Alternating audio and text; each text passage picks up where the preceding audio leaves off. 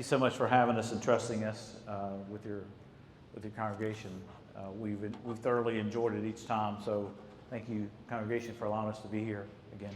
Yeah, this has been it's always a privilege to get to share from our hearts, get to share from our experiences, from what we've learned. It's always a pleasure. One thing we do know, and one thing that I believe that for me, many, many, many years ago, I felt like that the work that Tracy and I were doing in our marriage wasn't just about us, but it is about the kingdom of God. So what we do as husbands and wives, how we relate, how we work on our relationship and develop that and grow, very much speaks about a God who can do anything, a God who loves, a God who is desiring to use your marriage as a testimony for Him. It's just another avenue that we get to be able to live out the truths of the kingdom of God. And what we are talking about here today may be very practical, but actually it's what helps us to allow the Lord to move through us and in us, and ultimately to our children and to the world around us. Yeah, I was wanting to say, I should have said this last week, but I so wish Shara and I would have had this before we went through all the stuff that we went through and went into counseling. I mean, God miraculously gave us a wonderful marriage, but I wish we'd have had some of these practical steps as opposed to just from the pulpit saying, gosh, you got to have a wonderful marriage. And we're like, well, how do you do that? You know. And so I so wish we could have had the practical steps. And I'm so thankful that God gives us an opportunity to share that. So yeah.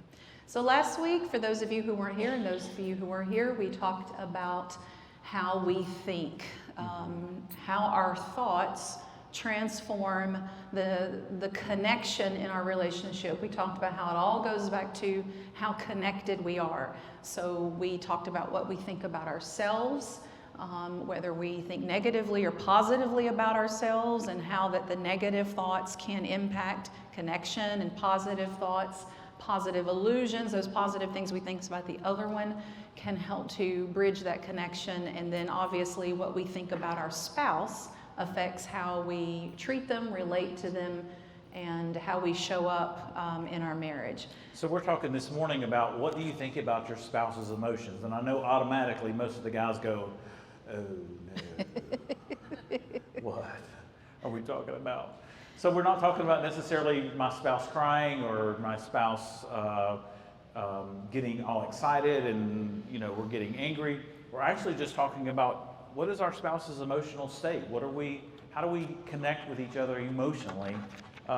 It obviously takes work. It takes work to connect with one another in an emotional state. Yeah, we don't get it a lot of times. Like we don't understand why my spouse is so happy. Maybe why are they so happy, or why are they so sad, or why is my wife crying, or why isn't my husband showing any emotion at all?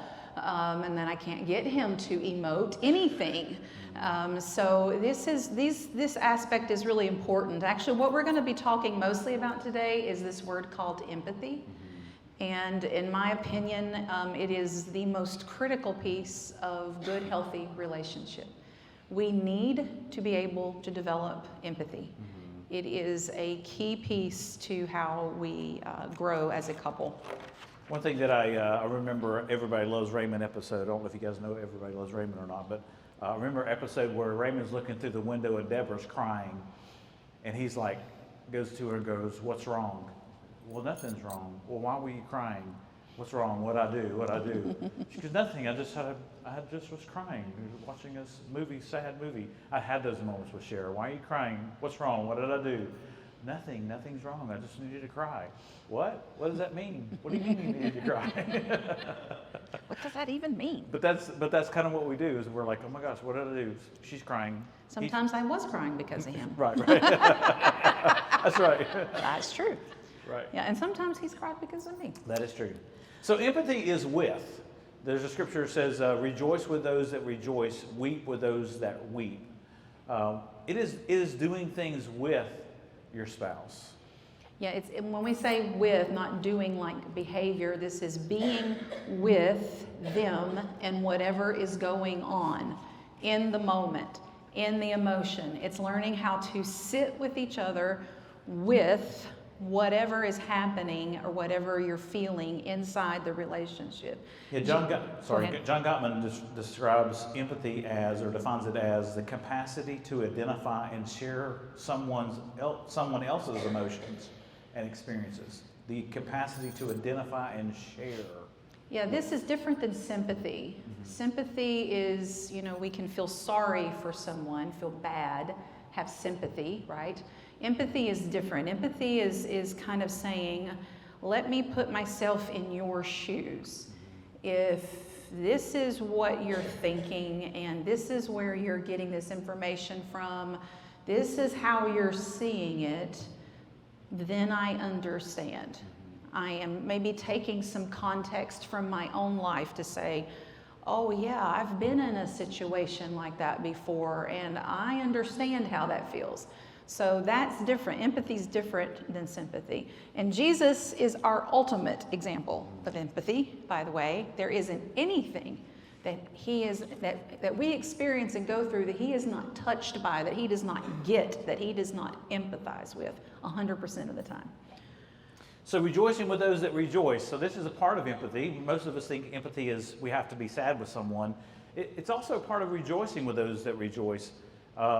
So empathy can be celebrating with your spouse. It can be enjoying what your spouse is enjoying, whether that be a football game or that we shopping or she got a sale, or that could be, around the kids or whatever it may be, a new toy, a new dog, whatever, those things are. I always said this man is the ultimate celebrator. Ultimate. I mean, he would use any excuse to celebrate, to go get some frozen yogurt. Any excuse. I mean, the girls had a piano recital. We're getting frozen yogurt. Everything we did.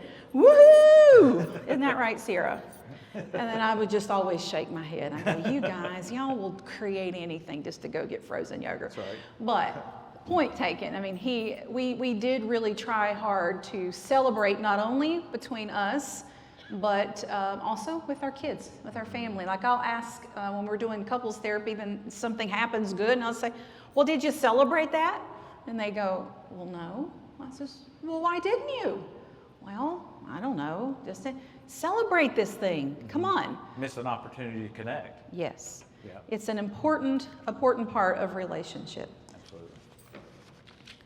So how we celebrate with our spouse is more predictive of a strong relationship than how we fight.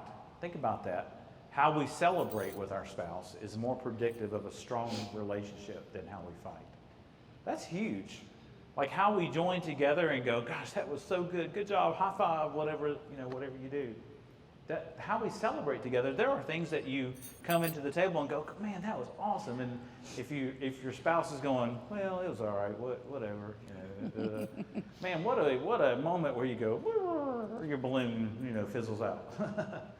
I think of it more of like I feel it in my body. So when we're celebratory, we're happy, we're creating this sense of joy. And joy is more than happiness. Joy is something that I feel inside of me. The joy of the Lord, right, is our strength. There's strength and joy. So how do we create more joy in our relationship? Build those moments where we are purely loving and experiencing this time together. We're celebrating whatever it is. Maybe we're celebrating we have a free Saturday, for goodness sakes. Let's go do something fun, and let's be celebratory, and let's laugh, and let's enjoy each other's company. Because guys, life is hard, life is tough, and that we got enough of that to deal with.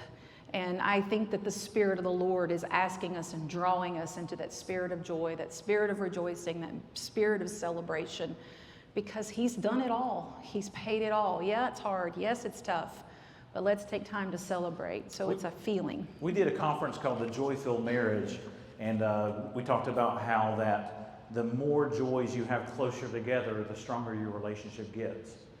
And the less joys the joys you have further and further apart, starts to make your marriage demise and get weaker. So we talked about how to have those joys closer and closer together, connects us, draws intimacy, draws connection together, and so it's being creative with that. How do we bring things that are a joy, whether that's going on adventures or going on a date or going out to eat, getting a cup of coffee together, whatever they may be. It's finding those moments where we can just enjoy being with each other. Yeah, everything that we're going to be dealing with this morning, if you think about if there's a gap in your marriage, what do I mean by a gap? I mean, there's this sense of we're not completely 100% close. Like if you were to put yourself in this room kind of physically in relationship to how close you feel to your spouse, would you be just running up to them and putting your arms around them and embracing them? That's how close I feel. Or would you be hesitant? Would there be something there that would keep you from going 100% into the arms of your spouse? So this gap, these things that we're talking about this morning, help to shrink that gap, help to bring that gap closer and closer towards one another. So show up for the parade. Obviously, that's one of the things that how you rejoice with those that rejoice. You show up for the parade, matching the emotional excitement, or at least understanding the emotion. Maybe you don't have to match it. I will not match it. She's not going to match me. I am the band leader or whatever that is, the guy that is leading the parade kind of thing. But here's the thing. This is what we've discovered, is you don't have to be necessarily part of the parade. You don't have to be the one that blowing the horns and beating the drums or whatever, but at least show up for it. Does that make sense? At least show up for the parade. Ask questions about the parade. What this looks like is that when your spouse comes in and shares something with you, women, for those of you who see all the details, right? Hey, this would be cool. Let's go do da-da-da-da-da. And we go, really? Have you thought about what's going on? Have you thought about the money in our account? Have you done it? We just start knocking it off, right? Instead of just being able to say that is an absolute fabulous idea. When did you come up with that? Where did you come up with that? So asking the questions about the excitement. I remember a situation specifically that, when we were living at our other place, our shed was dilapidated and we had inherited it from the previous owners, and it was falling over and water had gotten inside and that kind of stuff. So I was like, man, I need a place to put my lawnmower, I need a place to put my stuff, whatever. And I went to Shara and I said, because he knows I am about money. Absolutely. So I was thinking about buying a shed. And my expectations was, are you kidding me? Have you seen our bank account? That kind of stuff. And she had said, so what do you think it would cost us? And do you think you could build something like that? And I was like, oh my gosh, yes, I could do that. I could build it. So it was like her showing up for the parade and going, I like it, I agree. And so we started talking about details because I felt affirmed, right? I felt like, yes, she's hearing me, she's with me. We are joining this embark together. We are joining this adventure together. Yeah, I'm learning not to shoot it down. I've been typically, my kids will tell you, I'm the balloon popper. I'm the one who just goes, and I knock all the air out of your balloon. And so I've realized through the years that's caused, some pain for my husband, some feeling like that what he brings to the table doesn't matter. And I've had to learn to rethink that, though I have valid reasons for thinking that what he is saying might not be a viable thing to do. However, I'm learning that what he is bringing to the table is good. And maybe it's not for us now, maybe for it's later, but if I just shoot it down, then what I'm basically saying is, well, you're stupid. You're just stupid. Well, here's the thing that the gift that she gave me wasn't the shed. It was the affirmation.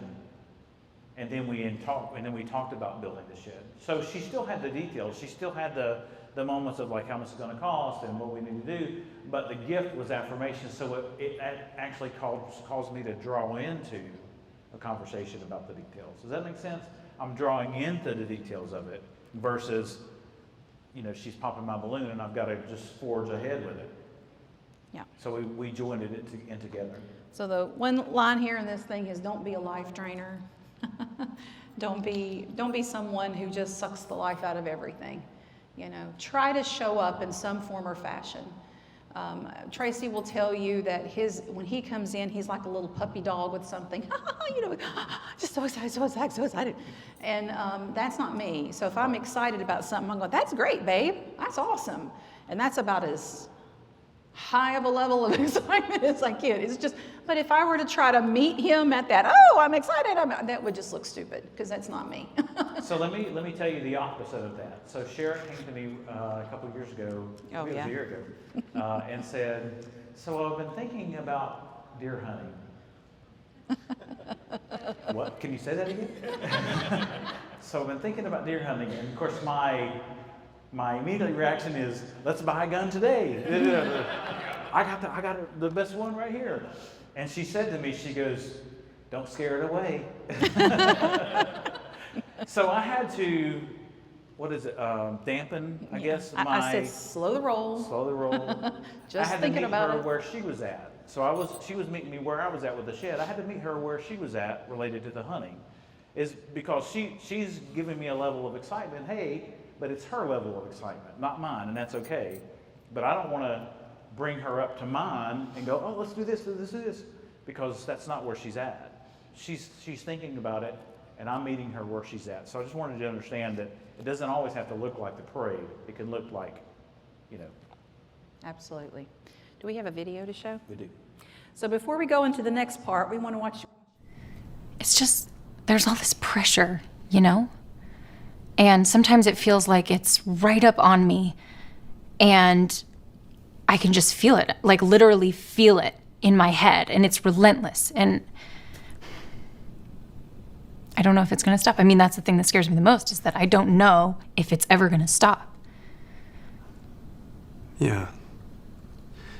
Well, you do have a nail in your head.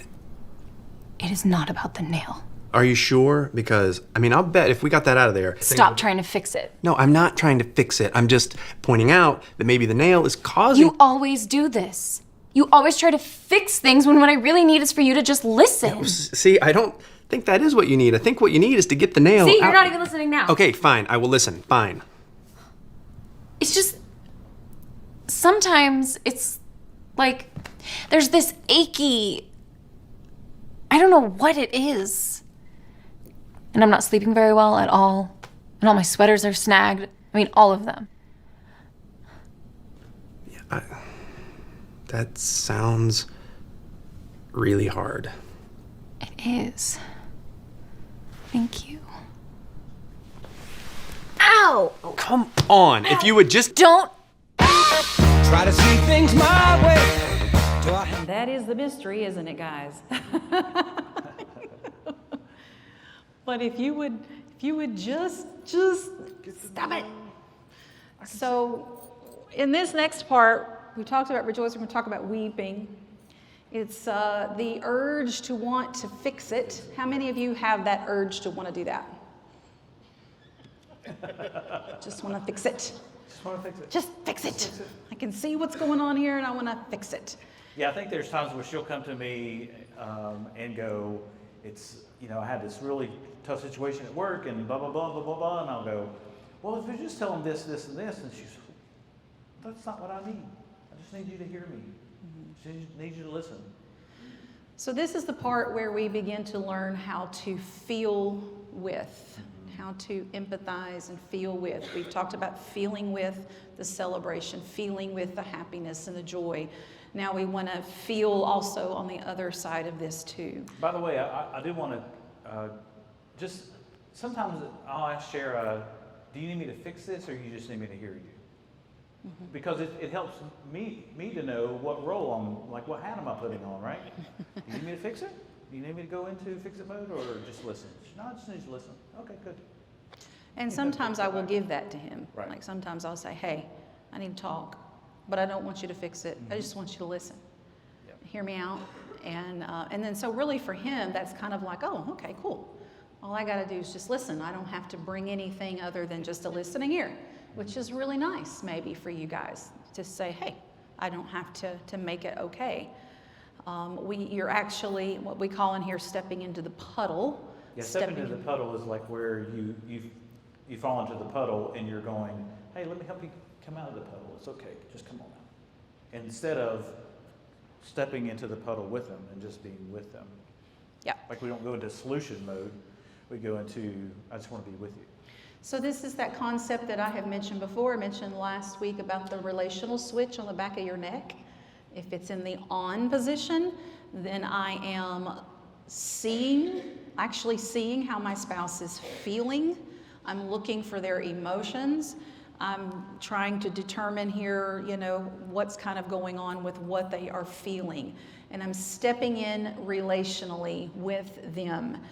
It's not your job to fix it. It is your job to listen. Just like this crazy little video, that's obvious. She needs to pull the nail out of her head, right?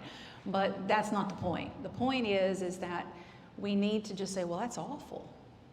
That's horrible. And then when we do that, when we empathize, what's what we call validating. We're validating what they're experiencing. I always say we earn the right to be heard when we seek to hear first, or we seek to understand. As we seek to understand, then we earn the right also to be understood. At some point, hopefully, if he'd have validated her experience, he'd have had the right to say, well, can I point out something to you? You got a nail in your head. So we want to show you a video of what that might look like. This is what stepping into the puddle. This is cute. No! No, you can't take my rocket to the top! Riley and I are going to the moon!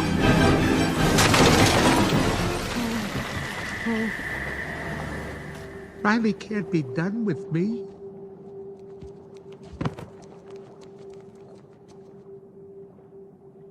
Hey, it's gonna be okay.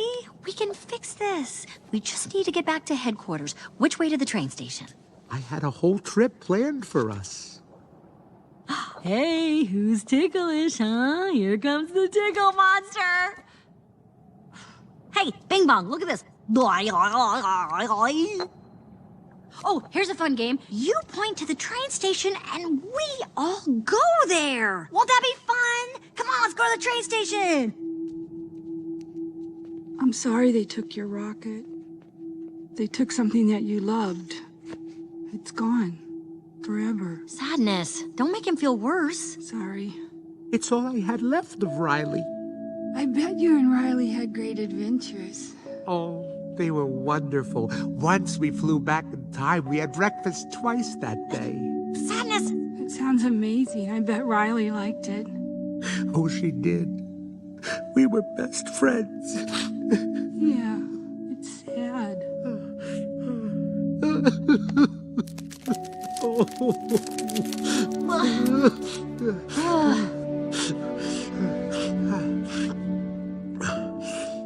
I'm okay now. Come on. The train station is this way.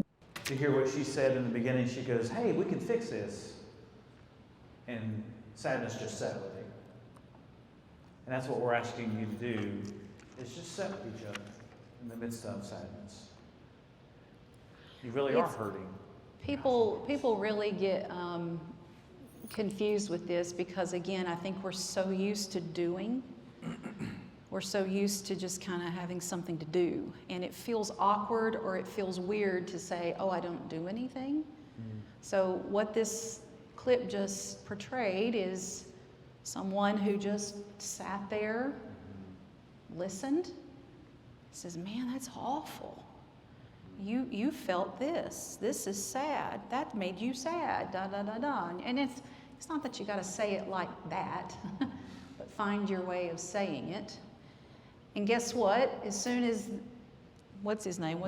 Bing Bong felt heard, then he was like, okay, I'm good. Let's move on. And that's usually what happens. And you didn't do a thing other than just sit there, listen, understand, help them to know, that tells them I'm not alone with what I'm feeling, I'm not alone with what I'm going through, and someone gets it. It's not that there's an answer, but someone gets it. Yeah, I've had clients ask me this question: what if I don't understand or agree with why they're sad? It doesn't matter. It's just sitting with them in the midst of that. It's not about understanding why they are, it's them understanding that they are. You're not endorsing things here. It's not about right and wrong. It's not what this is about. Matter of fact, Tracy and I would probably both argue that it's really never about right and wrong. And we've had people that will argue with us over that. But if one of you has to be right at the expense of the other one being wrong, then the relationship loses. There shouldn't be any losers when it comes to he and I. Absolutely. It's the relationship wins or the relationship loses. And so it's more important that I try to understand my partner's perspective on it. Help me understand what's going on with you. Help me understand why you think or feel the way you do. That's more important. And then it turns, it reverses, and they get to understand what I'm thinking or feeling. And we bring resolution. We support one another. We might arrive to a conclusion or some sort of resolution. And maybe we've talked about that. Well, I know we talked about it before about the incident we had when we were in Chili's, and she misunderstood what I was saying, and we went into this whole ring of a war argument and that kind of stuff until later on that night. I was able to sit with her and go, so tell me what you heard me say. And she would blah, blah, blah, you said this and this. And so I was like, wow, if I'd heard it that way, I guess I would be mad at, And she was like, thank you. And then I, in turn, said, after I'd given her that gift, I said, so can I tell you what I meant when I said da-da-da? Well, sure. It was a whole misunderstanding. So was she wrong in her misunderstanding or incorrect in that? Of course she was, because I didn't mean it that way. But it wasn't about what I said or what I didn't say. It was more about that her feelings were hurt, and I needed to hear that her feelings were hurt. So I needed to validate that for her. And then you can go into then I was more ready to be wrong and own it. Say, I was completely wrong there. Messed that up altogether. I would have been less likely to have done that if he would have just kept on into that fixing. Let me make sure that you're wrong. Let it go, guys. Let it go. Just jump in to what's going on and what's happening in the middle. I can remember there have been many times I've taught, we've had I listen to him talk. So if I'm in relational mode, we're in the kitchen having a conversation. Y'all have had those, right? Standing in the kitchen talking. And he'll be talking about something while we're in the kitchen, and then I'm listening to him, but I'm not just listening to what he's saying. I'm watching all of his demeanor, everything he's bringing to the table. And then out of the blue, once he's done talking, I'll say, you sound mad. And he goes, I am mad. I said, tell me more. So then he just goes into and then I'll say, and what about this? And what about that? And before you know it, he's talked it all out, and then he says, you know what? I don't think I'm mad. I think I'm hurt. I said, yeah, sounds like you're hurt. And so what we did is, by me just reflecting back what I'm hearing, what I'm seeing, I'm giving him a chance to work it out and him get to the root. Because guys, anger is, in case y'all don't know this, anger is a secondary emotion to a primary. We're always angry because of something else. There's something else going on here. Anger's not the target. There's something else. And so by me reflecting back, I'm helping him get to the root of what's really going on with him. I'm trying to be empathetic. I'm trying to listen. So obviously, this has to be a place of refuge. This is your place of refuge. To love and to be loved is to feel the sun from both sides. I think that's so cool. To love and be loved is to feel the sun from both sides.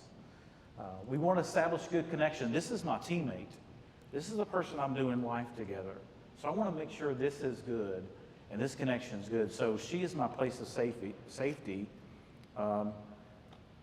So it's not just about our thoughts, it's also about our emotions. I see you, I get you, I got you. We're teaming up together. We tend to run away from our marriage when we're not accepted fully. So if I feel like that you are trying to fix me, you think that the way that I'm feeling or what I'm thinking is something's wrong with it, then guess what I'm going to do? I'm going to push you away. So again, we want to shrink the gap.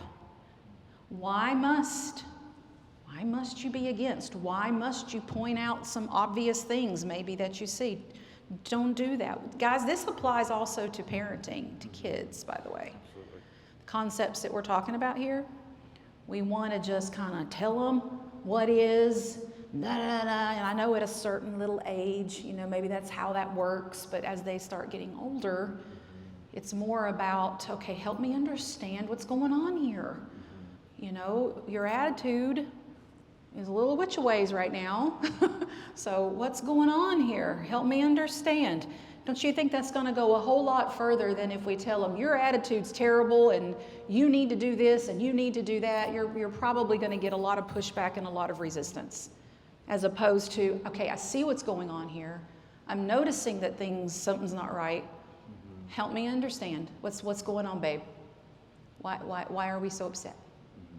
And you're going to get so much further. Right. And this, again, it works all the way around. Yeah. A team. Yeah. We're a team.